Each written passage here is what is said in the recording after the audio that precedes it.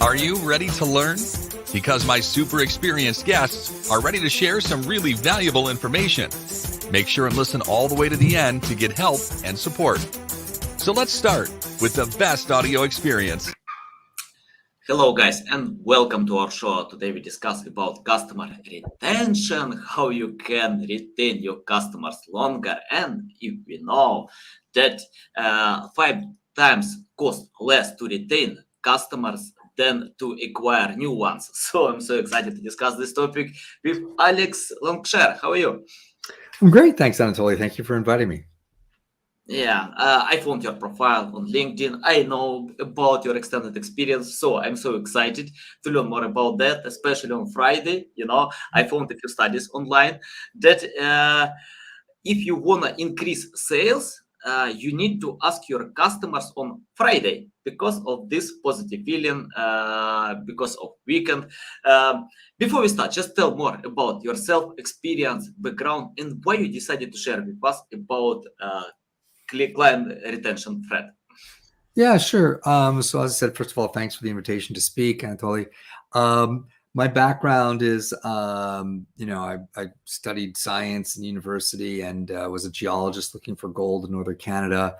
I left that and went to work for the public sector. Then I left that and went to work in the nonprofit sector. And then I decided to start my own business. And that was a data analytics company, which eventually became Cardinal Path.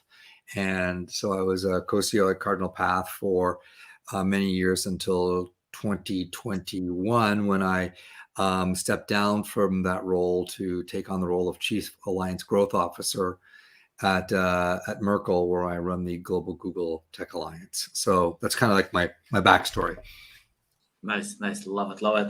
By the way, I found that people are looking for golden buttons. You search for gold in Canada, but people wanna get these golden buttons. Can you tell about customers' loyalty? How to create this feeling? How to retain customers longer, and where to start? For example, if I have customers and my goal is to keep them longer, what I need to do? Well, I think that's a really complex question, and there's a lot of layers to it. So, I'll start off by saying I think it's the exact right question that one needs to ask. I mean, so everybody kind of comes to me and says, and I have a coaching practice where I work with agencies to help them get better at what they do. And, a common question is, how do I acquire more clients? And kind of my first answer is, let's look at the clients you currently have. And let's really understand the relationships that you have there. So, and the reason why, as you alluded to in your start, is that it costs typically about 5 times more to acquire a new customer than it is to keep a customer. And I think most customers have an appetite for growth, and by that I mean everybody kind of wants to build their business, and agencies are really in the growth business. So it behooves us to help them grow. And I think through that growth, we grow as well. So there's a lot of things that are stacked very positively for agencies to build clients, and building clients is another way of saying client retention and client satisfaction. I break it down broadly into 2 areas, Anatoly. One is what I call the upstream area, which is everything that happens before a contract is signed. And then downstream, which is everything that happens after the contract is signed. And those 2 things are linked. So what I mean by upstream is all the marketing, the messages that we give in our marketing, the way our sales teams talk to prospects, the way that our sales engineers and our client account people talk about what they're going to do, the way we structure our contracts, how we have those conversations, those negotiations that lead towards a sale. All of those things do something which is really fundamental, and that is they establish the tone of the relationship. And the way that you do all of that has a really important impact on the downstream end, which is the onboarding of the client, the kickoff meeting with the client, the delivery of service to the client, the follow-up and follow-through with the client. Like, if on your upstream side, your marketing, your sales, you behave in a way which is different from your downstream side, then you're going to have unhappy clients and there's going to be a lack of that. So, I view client retention it's a continuum. You talked about a thread. It's a continuum, and it starts with marketing and followed up by sales. So I guess a good example of that is, I like to say that if you go out on a date with somebody and the person shows up and, they're not well put together, or they act really badly, or they, act, really rudely, what have you. Yeah. What makes you think that going out with them or marrying them is going to change that behavior? If on your first date their behavior is bad, what makes you think that, that's going to change? Because typically speaking, we're on our best behavior early on in any relationship, and client retention is a relationship. So that's why I'm so focused on the upstream end. I need my salespeople to not say things which aren't true. I need my salespeople to be follow up and follow through. I need my salespeople to be prepared to identify bad behavior on behalf of a prospect and not necessarily call it out, but basically say, we're not going to put up with that. That's not what we're going to do. The sales team and the marketing team need to put out a tone which really reflects who we are as an organization, acts as kind of a filter and a screen for clients that we're going to take. Because if you just take in any client, you're guaranteed going to get some bad ones. So they have to act as a bit of a filter. And you typically discover that during the negotiation process towards a contract. And that's the real place which I find you're going to discover that. So again, I can tell you from experience that clients that are really difficult during the negotiation and contract phase, that are, that kind of change things midway through, or aren't responsive in that process, or suddenly ask you for more stuff, or, whatever, that type of behavior is going to be repeated downstream, except that now your delivery team is going to have to work with that. And it's very hard to work with that type of personality because they're not playing by the same set of rules. They view you very much as a service delivery entity. So the upstream is really important. I'll just say one more thing on that. And if you have a question, I'll let you ask it. But the next thing that I find is super duper important is I work really hard to change the way that we look at the statement of work, right? So whenever you're selling a client, or you're in the sales process or funnel with a client, you're moving through your various stages of your pipeline, you come to the point where you're having the contract and the contract negotiation. My belief is you need to spend an extraordinary amount of time getting that right, because that becomes the foundational contract between you and the client. And clients are really very good at saying, well, can you just throw this in? And agencies, particularly, people that deliver services, tend to be conflict avoiders. So they tend to say, oh, okay. But once you do that, you've opened up the door, and it becomes very, very difficult to stuff the genie back into the bottle. So spending a lot of time on the SOW, where you're extremely clear on what the deliverables are, where you're extremely clear on what the responsibilities are on both sides. If you have a turnaround time, if you have an approvals process, if you have payment terms, all that type of stuff needs to be really clear. And then, and we need to then be clear and say, listen, we're spending a lot of time negotiating this because we believe this is the foundational contract between our two organizations that's going to govern the way that we work, and we're going to use it to measure our success with you. So it's an important document. And what we'd like to make sure of is that we fully understand it and there's no ambiguities. So the SOW is an extremely important document, and I like to prefer to view it, and the way I position it is, it's not an SOW, it's an accountability document. It's what we're being held accountable for as an agency and what you as a client are going to be held accountable to as well. And you can't negotiate those things after the fact. If you try to get to a deal without putting those things up front, you're often going to find that that's going to make you unhappy later on. And now you've got a binding contract. So upstream, how marketing communicates their capabilities. No overselling, no kind of hype that's not true, no faking it before you make it. And that type of stuff is just, it's not good today. Sales, follow up, follow through, smile on your face when you're talking, always assume the best of intentions, notice bad behavior in sales calls, be prepared to talk about that and say, that's just not how we roll. Just establishing the filter that your organization, is really wedded to client success, and we're really, really busy.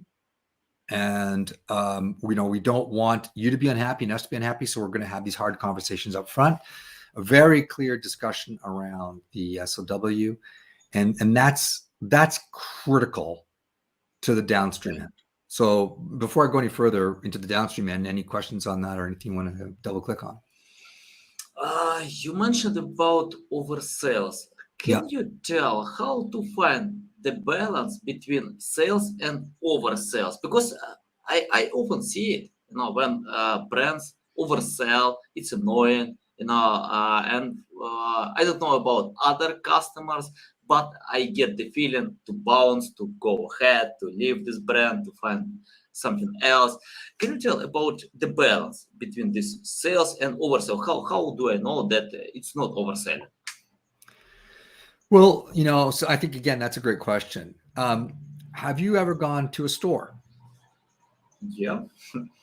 Has somebody ever walked up to you in the store, a salesperson, and what do they typically say? What do they typically say? In most cases, they ask how they can help me. In most cases, yeah. And what do you say? It depends on the store. Sometimes I really need help. Sometimes I don't need it because I have my own preferences. Sometimes I want to have my personal space. I don't need other opinion. So yeah, it depends. Most people say, no, thank you. I'm just looking. Mm-hmm. And the reason that they do that is because we hate being sold. Nobody likes the feeling of being manipulated because there's a sense that being sold is being manipulated, and nobody likes to feel manipulated. So, I'm very much of the opinion that the best sales are educational, and the ones that, you leave it out there. If somebody wants to buy, they'll buy. If somebody doesn't want to buy, convincing them to buy, we're all very busy, and that's kind of not what we want to do. We don't want to convince people to buy. Now, we might want to convince them that we're the best people to do this work, and in which case, I think the most convincing thing there is not actually what we say, it's what we do, and it's what our track record is. So, I'm a big believer in take a look at our case studies, take a look at our client list, take a look at our referrals from those clients, take a look at our customer satisfaction scores, take a look at how long we've been in business, take a look at the things that, if you hire us, the chances of you being unhappy or the chances of not being able to deliver are very low, because we pride ourselves on that. So I am, and let me make you very, very clear, Anatoly. Everybody sells. In the organization, everybody sells. I call it having a culture of pursuit. Right? Everybody's goal is to pursue the sale. Absolutely. But nobody is to do it in such a way that makes people feel manipulated. So yes, let's introduce people to new things, to clients to new things. Yes, let's explain what the value of doing that is about. Yes, let's show them how other clients have been able to reap, tangible value by doing so. Yes, let's show them how that's going to make them more efficient and it's going to improve, whatever, yes to all those things.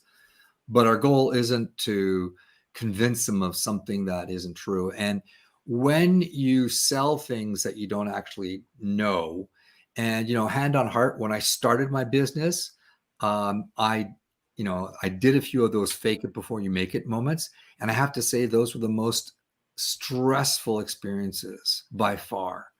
So, if you're in a situation where you're trying to do that, I think it's important to kind of disclose and say, listen, this is a new area for us.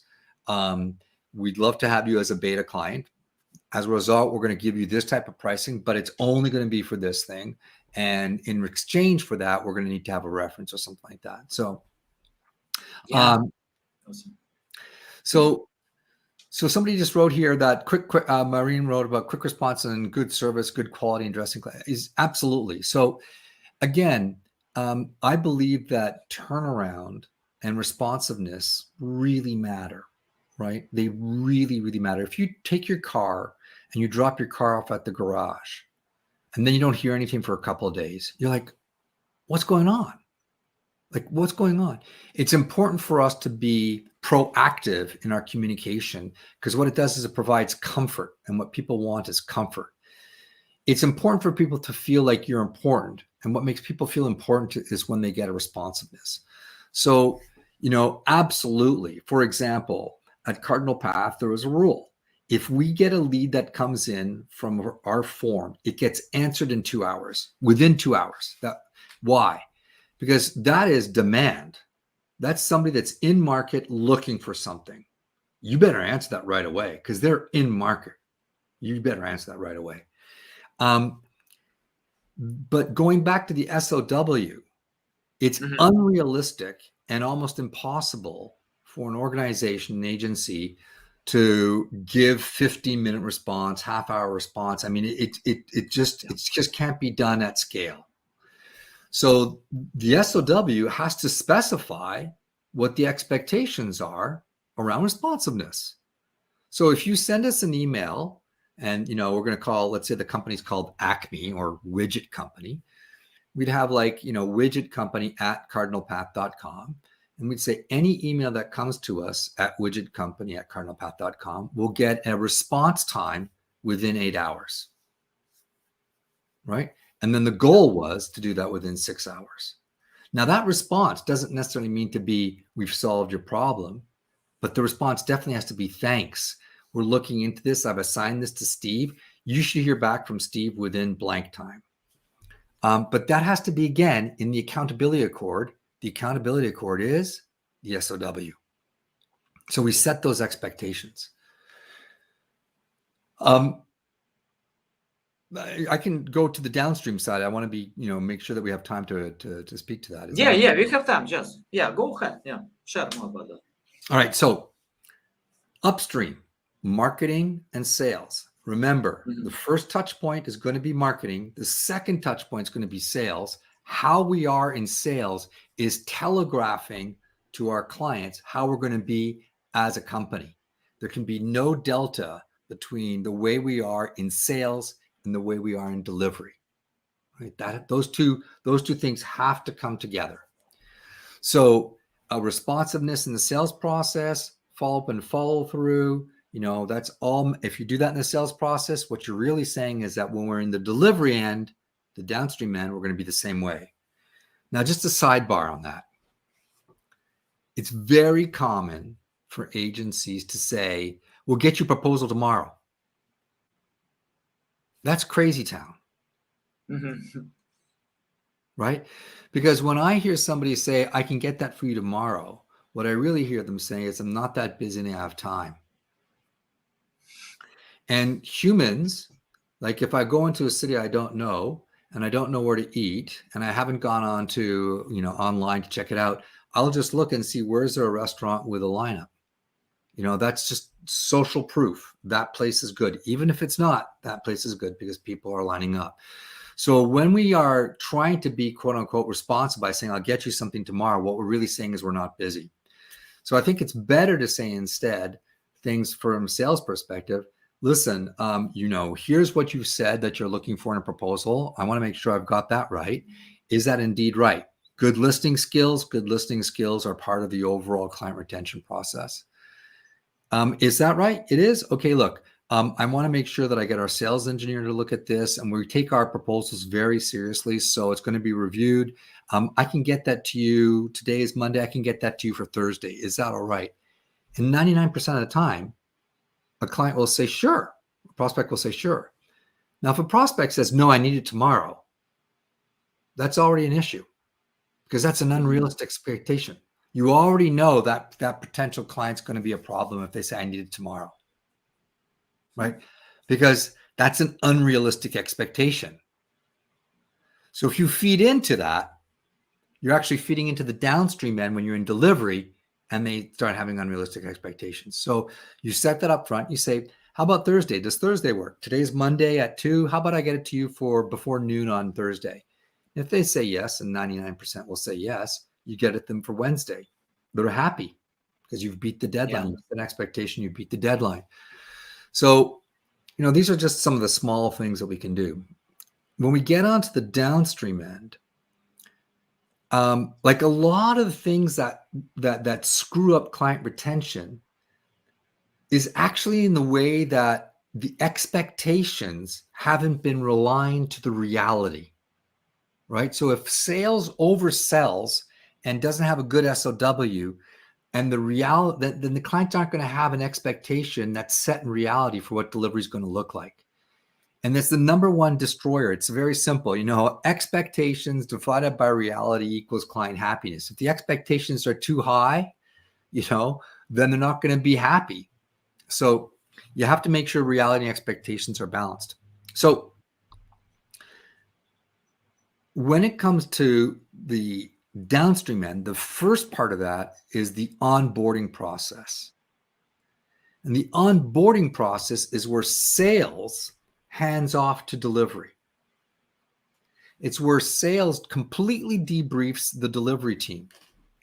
It's where sales goes through the SOW and makes sure that the delivery team understands what the SOW is, what's in and what's not. The onboarding process of how the organization, the agency, learns about the new client from the sales team and gets ready, puts together the email address for the distribution list, puts together the invoicing schedule and aligns that to what's in the SOW, makes sure that the team that's been pulled together has had a chance to read the SOW and understands it. Is briefed on the personalities, knows the background of the client that's been given to them by the sales team. That's all onboarding. And that has to happen internally.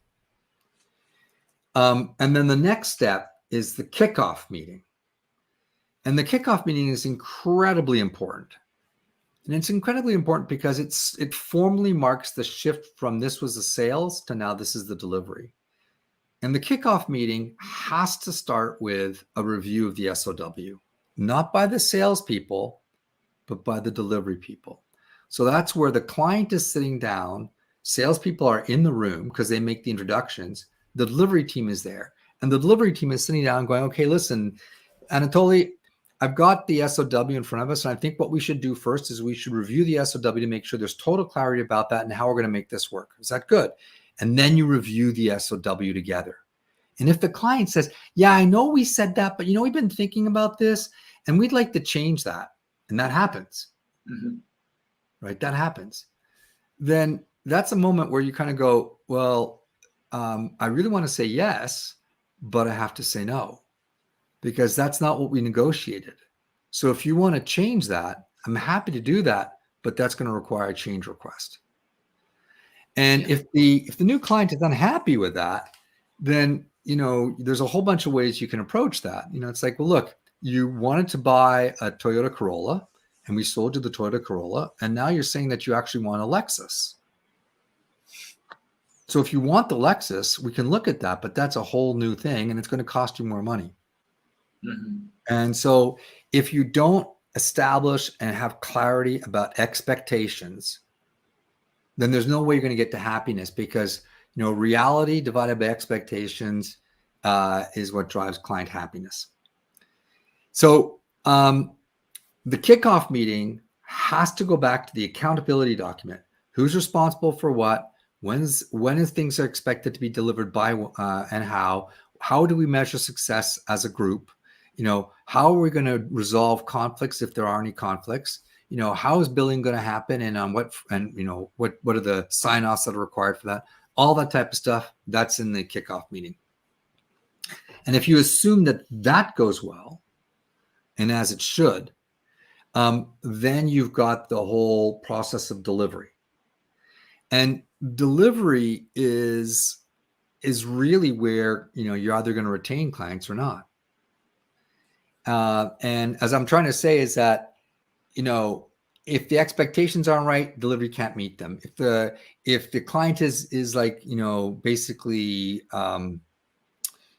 how do I say this in a gentle word, like a toxic client, you're never going to get to happiness, right? So there's a whole bunch of things that the team has to start to recognize in order for them to feel good in the way that they're moving forward with delivery. But one of the key things in delivery and retention is you need to have regular check-ins. You need to have a mechanism by which you look at the successes, you look at the challenges, and you look at the headwinds. Right? You need to have those mechanisms, and you need to be the ones to disclose. Like, if there's a problem, it's your responsibility as the agency to be the one to surface that there's a problem. Because clients typically will surface problems when they're really unhappy, and often by then it's too late. It's like, again, I go back to, if you're in a relationship with somebody and they say, "Hey, look, Anatoly, the love's gone, it's over." It's very hard to change that. This is very hard to change that, and so you've got to practice ongoing and proactive check-ins in order to maintain that happy client. And part of that, of course, is client satisfaction scoring. Part of that, of course, is quarterly check-ins with senior people in the organization. So, for example, I would do a quarterly business review with key clients because it mattered. I would always introduce myself to key clients because they needed to know that they mattered and that they had a direct line to the CEO if necessary. I never wanted that to happen because then it meant that something was not going well. But you need to establish that. You need to periodically reevaluate your clients and see, are you hitting your targets? Are you doing what you said you would? And then communicating that back out. And then, so I'll just stop there. Any questions on that so far? Yeah. I want to ask about impatience, because you share a lot of value about such thing. But, for example, if companies have a lot of customers, especially software as a service companies, they some of them have like plus 10,000 customers, a lot of them, and when you and it's hard to reply immediately to customers when they have some pain points by using soft. And I see many examples like this when customers are impatient. They wanna get answers now, so they trying to reach out to company on chat or website, many other things.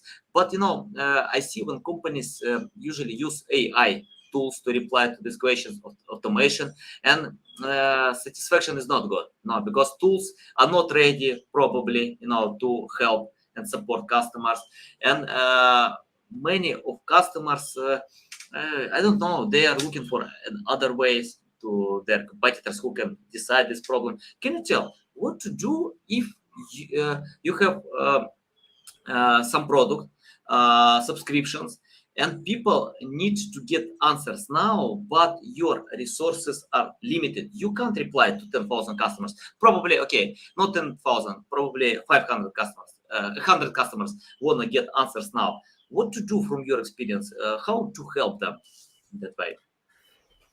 Yeah, well, look, I think that's a very germane question, right? So if you're dealing with a volume-based business, right? So I'm offering, for example, paid search services, and I'm doing that at scale, and my average client is paying me, I don't know, 1,000 euros a month. There's really not a lot of wiggle room for you to be inundated by 1,000 questions. So that's exactly why we have to go back to what the terms of the contract are. And the terms of the contract would say, listen, you're buying in at this level. And there's a simple reality out there, right?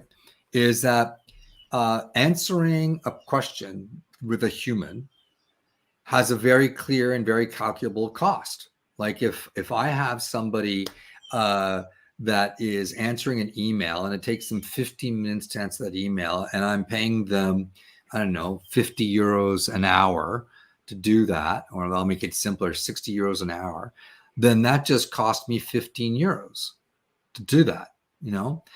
And if I'm charging them 1,000 euros a month, and my costs of delivery are, 900, then I've just eaten into a quarter of my margin, right? So you have to be very careful about that. So the pricing structure has to, and therefore the contract has to account for a level of usage. And one of the things which I discovered a long time ago, and I've tested this out because, as I said, I do a lot of coaching with agencies, and I've done a lot of work with Google with agencies around the world, is that typically those clients that are smaller use more of your resources than the larger clients. So they're the ones that are, picking up the phone, or they're the ones that are emailing you more frequently because they're very concerned about how their spend is, because if they're spending 1,000 euros a month with you, for example, or even 500 euros a month, and their total marketing budget, for example, is, 4,000 euros a year, that's a big chunk of their marketing budget, Yeah. 10,000. So they're very, very focused on that. So they're going to be on it. So you have to structure your services so that you put a cap in on usage. It's just a fact. It's a fact. And so as you pay more, you get more services, you get faster turnaround, and you get more personalized turnaround. But if you're in a volume-based business, there's no other way out of it, unless you hire people in a very low cost wage region of the planet, and even that has its challenges. So I'm not sure if I answered your question there, but hopefully I did. Yeah, it's hard to reply to this question because of course it depends. The first stage, it depends, but I've seen when big companies, I think they have more resources to reply to a lot of questions. Of course, they have some materials, information, guides that explain how it works. But most customers are not ready to read it, to check out. They want to get replies immediately when they are using some features. And many companies are trying to fix it with AI tools. But in most cases, they reply like automation about generic questions. It doesn't help a lot. So it's a big issue. I decided to ask you probably because it's a big issue with my customers as well. Because I help some companies to grow, and when I tell them, okay, we need to improve customer satisfaction, we need to retain them longer, and they tell me, we don't know how to reply to all these questions. We can hire a big team of responders, but it decreases income a lot in our revenue because we can't allow this team. So it's just the question. Yeah, no, I get it. I mean, I really do get it. It's we talk about customer retention. If you have bad customer service, it's going to be really hard to maintain that customer. I mean, it's a simple fact. I mean, customer service is a part of customer retention. The thing about it is there has to be some clarity that there's a cost to this. Now, let's just take another example. Apple, right? So I buy Apple One Care for all of my devices, And so that's a 3-year contract. I think in the United States, it costs $129. About a month and a half ago, my wife had a problem and she contacted Apple One Care, and it was about a 3-hour solve for her and the phone. Yeah, And nice. I thought 3 hours. Well, that's about already there. That's at least 3 times what we were charged for 3 years with that one call. So how do they do that? Well, obviously it's because the margins on the hardware are just so large. And this is about keeping people happy with the hardware so they continue to be Mac users. So in that case, the services end is quite clearly a loss leader. Now, the other thing too is it might not actually be a loss leader because, I have a Mac, and I also paid $129.99 for 3 years of service, and I've never used it. So, it may or may not, but quite clearly, the numbers work out in their favor. So, that's a different model. Like if your product is able to have the margins which enable you to deliver that type of level of service, that's great. Most companies don't have those margins. Yeah, exactly. I think, Apple has simple products. And, let me explain why. For example, when I bought iPhone to my mom, he figured out for a few hours how it works. Before that, I spent so much time to explain. You need to click here. You need to use it. You need to. On Apple, she took iPhone and did everything herself without any help. So when you have awesome product, simple product, you don't need to have a big customer support, who can help your customers. So I think Apple provides a good job with that. Yeah, let's also be really clear. Apple, just these AirPods, I believe AirPods are, I think I'm going to get this wrong, but I think they're $29 billion a year in sales of AirPods. 29 billion on just this. So they have a lot of money to throw at UX and to throw at systems engineering, so that most organizations don't have, and they set the bar continually. So it's hard to follow Apple simply because the amount that they're capable of investing. But the general idea is correct. The general idea is I want to make sure that what I'm delivering as a service or what I'm delivering as a product is, self-explanatory enough that I'm going to diminish the level of support services that are required. I don't have an Apple product. I have an Android product. I have a Pixel phone. And I also bought the package that gave me, I think it was 2 years worth of support. I've yet to use it. So again, these things are insurance products, really more than anything else, and therefore they're I think they're very fat profit margins as well. Yeah, but the principle I'm getting at is that people are paying for support. That's the principle I'm getting at. So whether it's already a well-established principle, and so certainly this idea in service-based businesses where the customer is always right, not true, and they can call me anytime and ask me anything anytime for however long, not true. There is a well-established principle of paying for support. Yeah, nice, good advice. Okay, I have the question about this AirPod. You shared. Probably, I think it's Apple AirPod Pro. Yeah, if I'm correct. Yeah, and I have the question. For example, I bought this AirPod and paid $250, if I remember correctly, something like this. Then I decided to buy one more item, and so I was not ready to pay again $250. That's why I bought Meizu for $40, and I compared them.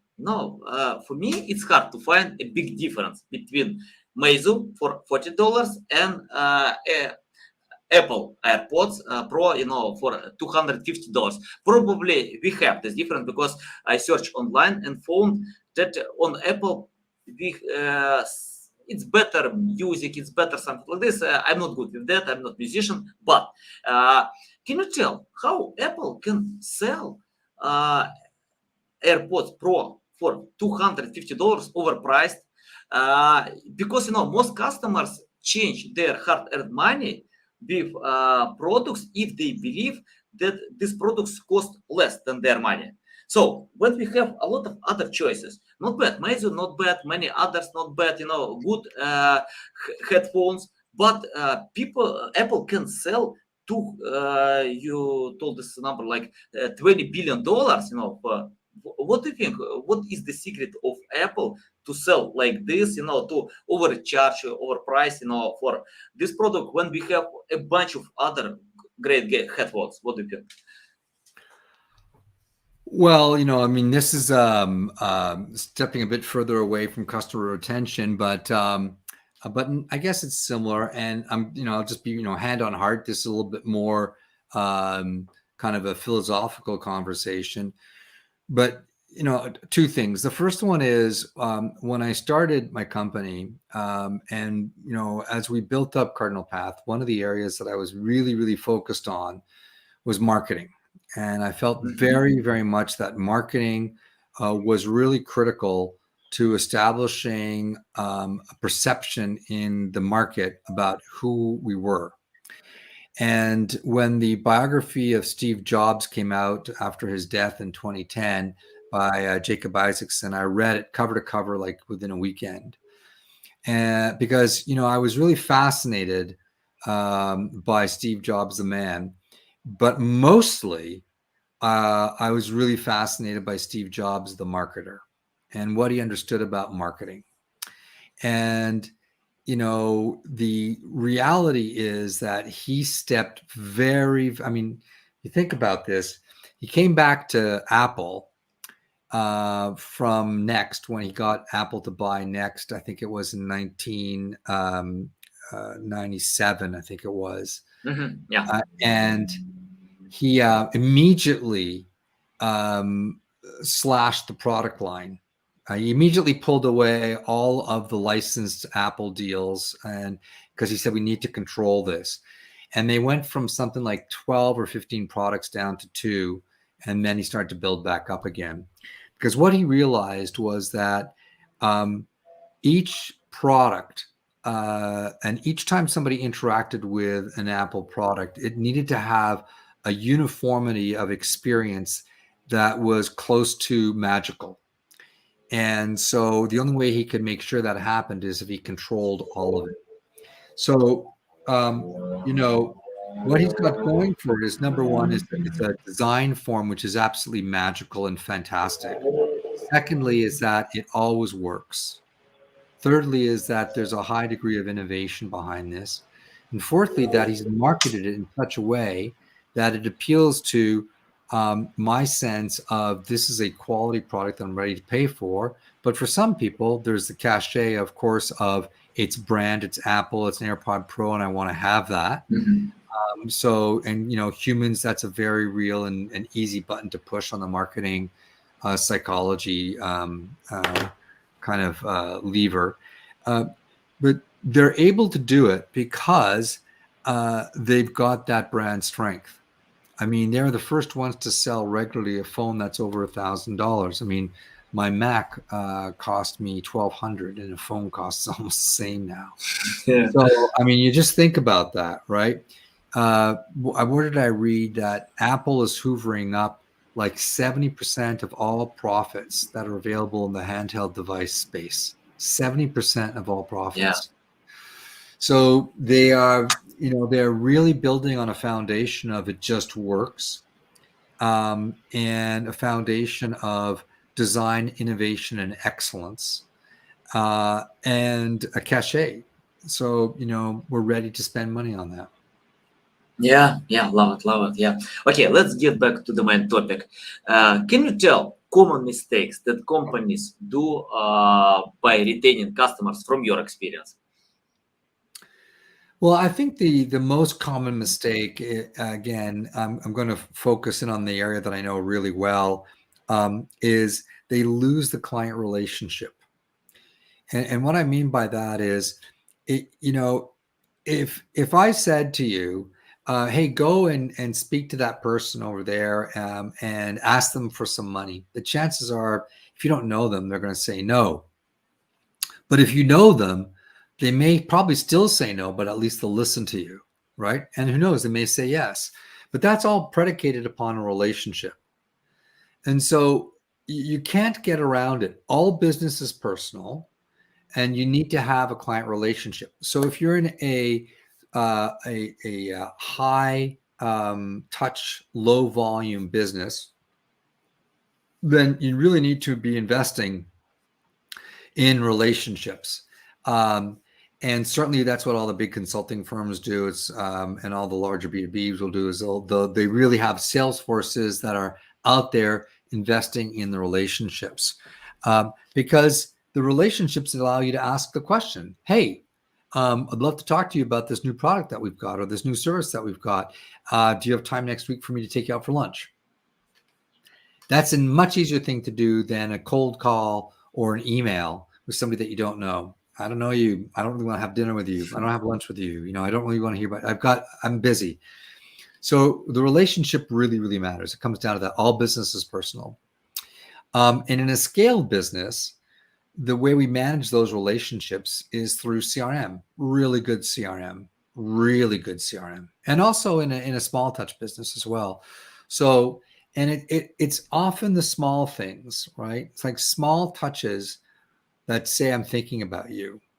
So a small touch would be like, hey, if you see an article that your client cares about or is interested in, you send it along to them with a small note. Better yet, you mail it to them. Nobody gets mail these days. So anything that's mailed with a handwritten note always delights. Relationships, if you're doing a volume-based business, then you need to maintain that relationship. And that relationship has to be through your CRM, and it's going to have to be both video and email, because people don't read as much anymore, but they're prepared to watch. So, what matters to them? It's not what matters to you. It's what matters to them. What matters to them? Focusing on what matters to them. You're really secondary. And in most clients, what I find is, particularly in B2B, is it's all about growth. So what matters to them is growth. So anything that deals with their growth and their ability to drive growth, they're going to be a lot more receptive to that. Yeah. Awesome. I have the final question. Can you tell your unique selling proposition compared to many other entrepreneurs or people who can help, to retain customers longer? What kind of benefits can you provide compared to others?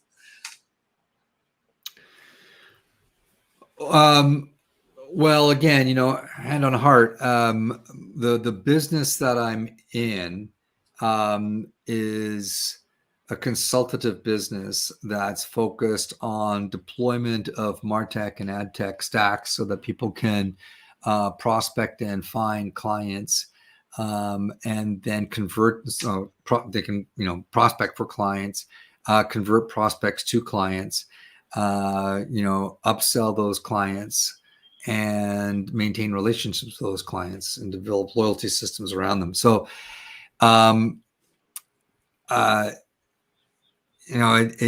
have to say that, for me, I'm not sure. I'm not exactly certain how I'd answer that question, Anatoly. I want to be honest with you, but I also want to be honest with the people that are listening to how I'd answer that. Maybe you can sharpen that up a bit for me. For example, I can answer to this question. For example, about me. I compare my services that I provide to my clients, and I found that in most cases, many customers are not satisfied when SEO companies don't spend more time with customers. For example, they provide monthly report, tell, okay, I did the job, give me one more payment. I usually talk more often with my customers. I can do it a few times a week. I can spend time with them. I can ask some questions that are not related to business, or ask, for example, if I can help you more. Because, for example, if I tell, create content, and they reply, I have no time with that, I have no experience. So I can try to decide this problem, because I know if I can help now, I can retain longer, and customers will be more satisfied in the end. So and these methods can help me, to increase customer retention like 2 times, because many companies get a lot of customers and they have no time to to speak to them. uh, that's why my benefits, compared to others, just to pay more attention to the customers, to talk to them. Yeah, it's my unique selling proposition. I can tell that I'm unique with that, but I check out my competitors, and I think I can provide a good job with that. So yeah, just an example. Yeah. Well, look, as I said, in my new role, I'm no longer as client facing anymore. I'm now more focused on the entirety of the relationship between Dentsu and Google with respect to our clients. But I think, if I was asked to answer that question, I believe that our unique selling proposition is that, we are able to deliver for clients a seamless and comprehensive multi-channel experience, omni-channel experience for their clients. We've got the systems that enable them to know exactly, where to place their next dollar in spend in marketing. And we have the systems in place that are able to, help them maximize every dollar spent towards their client retention and client growth. So the last thing I'd say is there's no other company on the planet Earth that has more clients than we do on the Google marketing platform, GA360. And so therefore we have an extraordinary depth of knowledge in that. And that's kind of a core linchpin to, understanding when everything is digital and everything's measurable, Google Analytics is by far the most important tool for really understanding the nature of that interaction between you and your clients across that digital ecosystem that you built. So that's pretty fundamental. Nice. Love it. Alexander, it's a big pleasure to get on my show, to learn from you. You share a lot of valuable insights. Tell our audience how they can reach out to you, learn more about you, follow you. Yeah, sure. Well, look, I'm at Langshur on Twitter. Or easier, it's just Alex Langshur on LinkedIn. Please reach out. I'm happy to connect, and I'm trying to post more stuff there. So yeah. Okay, guys, you can find all these links in the description below. Listen us on Apple, Google, Spotify. Thanks again for your time. A big pleasure. Guys, you need to follow Alex. You need to reach out to him, because you can see a lot of valuable insights. So if you wanna save money by acquiring new customers, learn from Alex how to retain your existing customers. Okay, guys, love you. See you. Thank you so much, Anatoly. Bye.